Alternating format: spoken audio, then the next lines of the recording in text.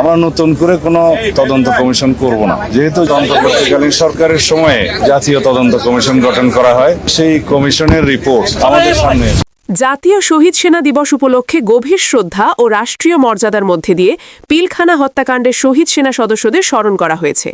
এদিন স্বরাষ্ট্রমন্ত্রী দৃঢ় কণ্ঠে ঘোষণা দিয়েছেন, পিলখানা হত্যাকাণ্ডের যথাযথ বিচার সম্পন্ন করা হবে এবং বিচারিক প্রক্রিয়া শেষ করে ন্যায় বিচার নিশ্চিত করা হবে।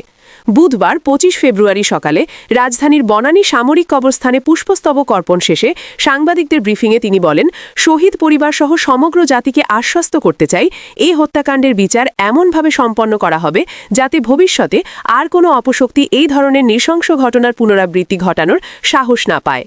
স্বরাষ্ট্রমন্ত্রী বলেন, ২০০৯ সালের ২৫ ফেব্রুয়ারি রাজধানীর পিলখানায় সংঘটিত এই মর্মান্তিক হত্যাকাণ্ড শুধু বাংলাদেশের ইতিহাসেই নয়, বিশ্ব ইতিহাসেও অন্যতম নৃশংস ঘটনা হিসেবে বিবেচিত। তার ভাষায়, এই ঘটনার মাধ্যমে দেশের সেনাবাহিনীকে দুর্বল করার একটি সুপরিকল্পিত চেষ্টা হয়েছিল। যারা দেশের স্বাধীনতা ও সার্বভৌমত্বে বিশ্বাস করে না, তারাই এমন ঘৃণ্য ষড়যন্ত্রে জড়িত থাকতে পারে বলে তিনি মন্তব্য করেন। ঘটনার পেছনের প্রকৃত উদ্দেশ্য উদ্ঘাটনে তৎকালীন সরকার একটি তদন্ত কমিটি গঠন করলেও সেই প্রতিবেদন আজও প্রকাশিত হয়নি বলেও তিনি উল্লেখ করেন।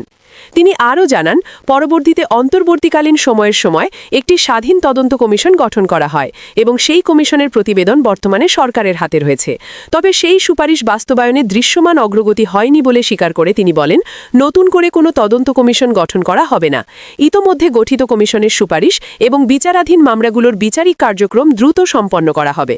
পাশাপাশি কমিশনের অন্যান্য সুপারিশ ধাপে ধাপে বাস্তবায়নের উদ্যোগ নেওয়া হবে।